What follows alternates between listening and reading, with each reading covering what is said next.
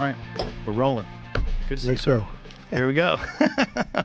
One of the things I wanted to talk to you about, I wanted to play this, but we decided we shouldn't play it because it could get copyright strike, and we don't want to get the episode. We don't want anybody to have any sort of way to get it down. Sure.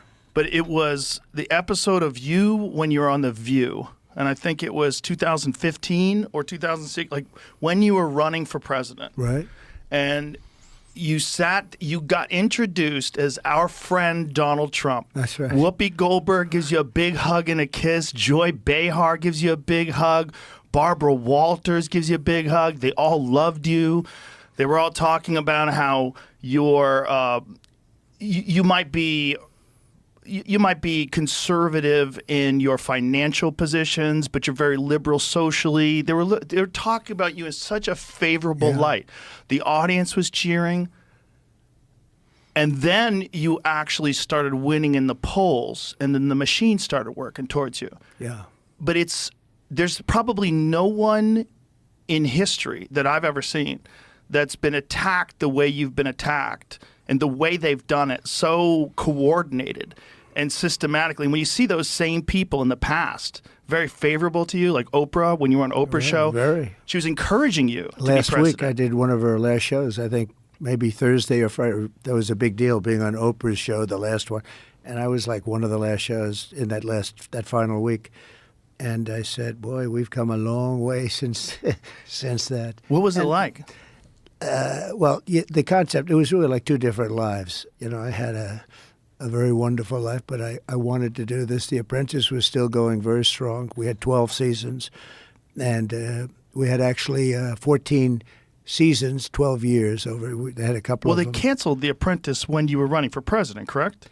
No, they had Arnold Schwarzenegger do it. I was involved in that, and I had enough of it, and we did great. It was doing great, but they wanted me to stay. They all came to see me. They said, we're going to give you a contract. They wanted to extend my contract. Mark Burnett is a great guy. And they wanted to extend the contract. Mark said, you're crazy. Don't run. No. Nobody gives up prime time, they said. You know, it's one of those little things, which is probably true.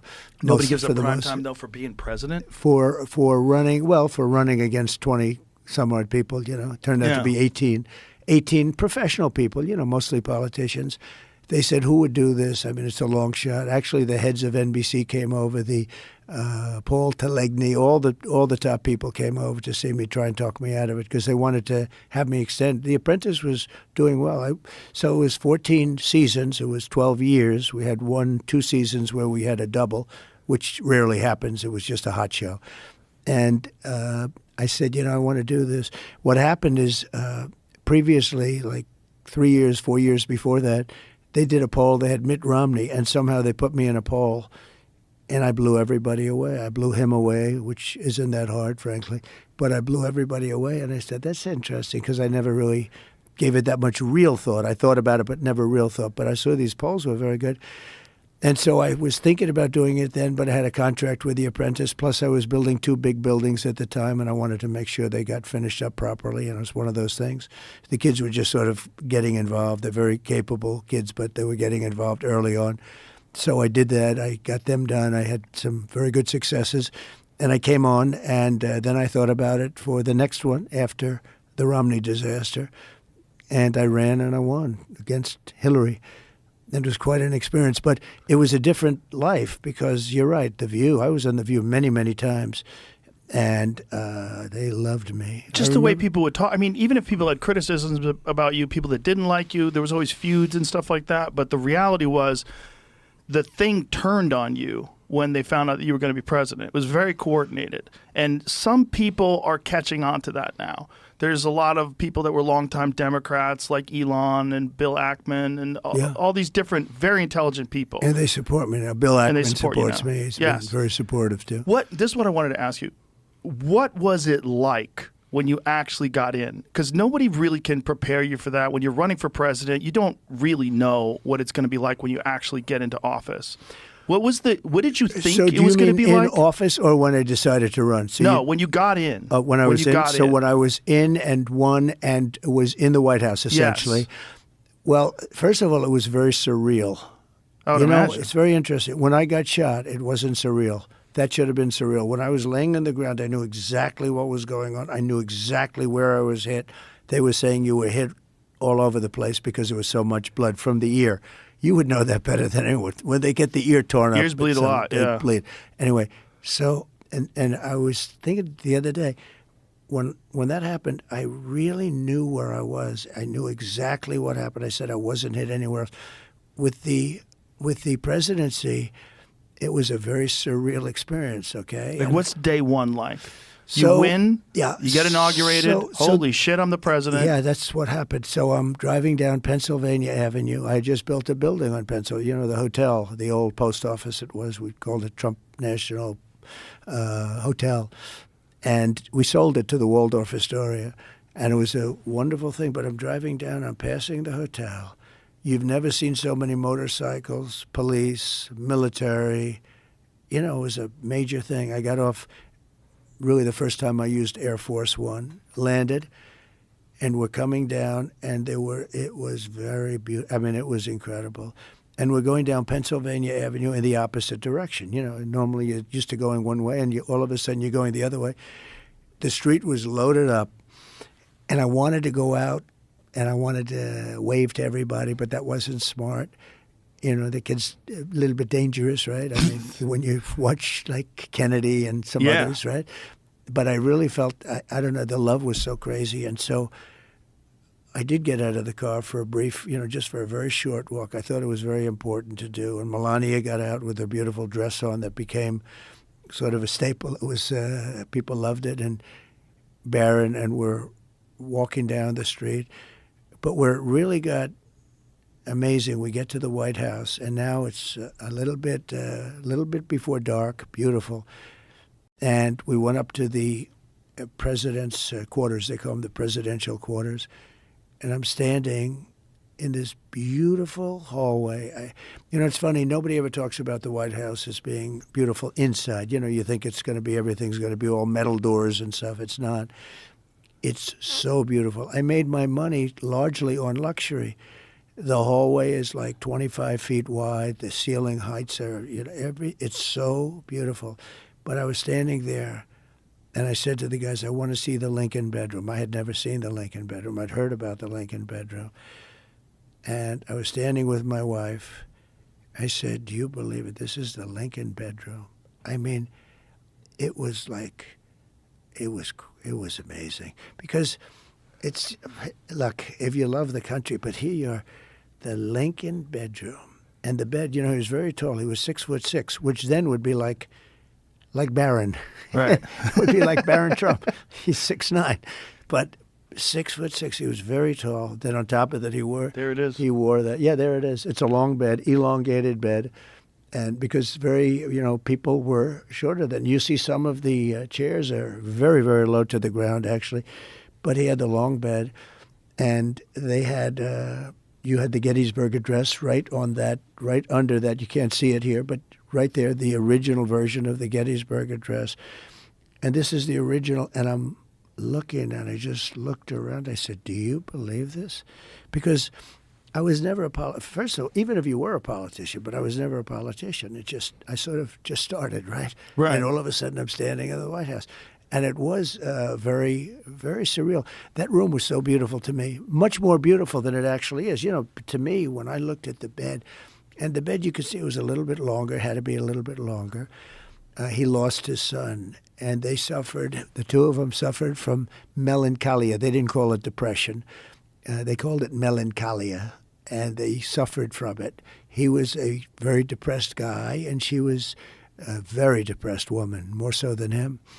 And on top of that, they lost their son, whose name was Ted. And it was just seeing it in the little pictures, a little tiny picture. I mean, you can't see the details there. Little tiny, everything the way it was, a little tiny picture of Ted, who he lost. And it was devastating. And he was, he was in a war. He was having a hard time because he couldn't beat Robert E. Lee. Robert E. Lee won like 13 battles in a row, and he was getting like a phobia, like a fighter. You know, a lot about the fight stuff. But like, I went to a UFC fight, and It was a champion who was 14-1 about a year ago. You would know the names. 14-1, and the only guy he lost to was this one guy, but the guy that he was fighting was like almost just an average fighter. Lost numerous times, but he beat this one guy.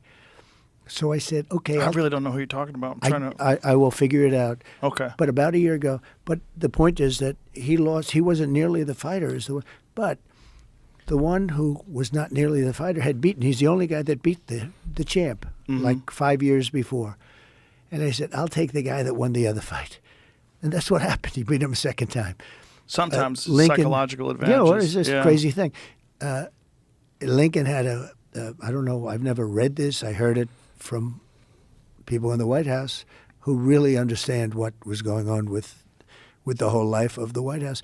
But Lincoln had the yips about, in a way, as the golfers would say. He had a phobia about Robert E. Lee. He said, I can't beat Robert, because Robert E. Lee won many battles in a row. He was just beating the hell out of him. You know, they tried to get Robert E. Lee to be on the North, but he said, no, I have to be with my state. You know, the state was his whole thing, and he went to the South.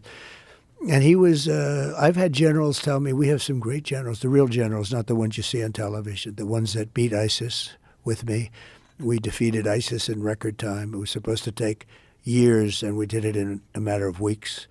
These are great generals. These are tough guys. These are not woke guys. But their favorite general in terms of genius was Robert E. Lee. In terms of strategy, you mean? Strategically. He took a war that should have been over in a few days, and it was, years of hell, of vicious war. And so here I am standing there, and again, I had never really done this before. I ran a number of months before I won. I probably, I guess if you max it out, it would be a year, something like that. So I had never run for office. And I did well. I mean, I went into debates. We had 18 people, including me, and then slowly but surely they started to disappear. We had debates, good debates. Everyone's aware of all this stuff, but what I want to get to is what was the experience once you got inside? It was just what did you think it was going to be like in terms of your ability to govern? Yeah. This is your first experience governing anything. You've never been a governor. You've never been a mayor. Private stuff. Business. Yeah. But now all of a sudden you're inside the White House. The biggest thing was just that first moment of being in this hallowed. It was really a hallowed place to me. It was surreal. It was beyond. To me, that was the experience. It was a surreal experience. And then, with time, that wears off. With time, it becomes, your place where you stay. And I was doing a lot of. I had two things that I really focused on: governing the country and survival. Because from the moment I won, before I got to office, all of a sudden, they came down. I mean, nobody has ever been treated that way. And you see that. I mean, you see where in the Washington Post very early on they said, well, now the impeachment stuff starts. And it did. I mean, it literally started from the beginning. So I had survival and run the nation. I had a combination. Most people don't have the survival. They get in. What did you expect, though, in terms of, once you got inside, you had to appoint all these people? Yeah. How many appointments did you have to make? Well, you have actually 10,000 appointments. Now, they're different. You have big ones, and then they appoint 100 people and 200 people. But the president really is involved with approximately 10,000 appointments. So you'll appoint a Secretary of State, and he or she will appoint a lot of people. So it's a lot. But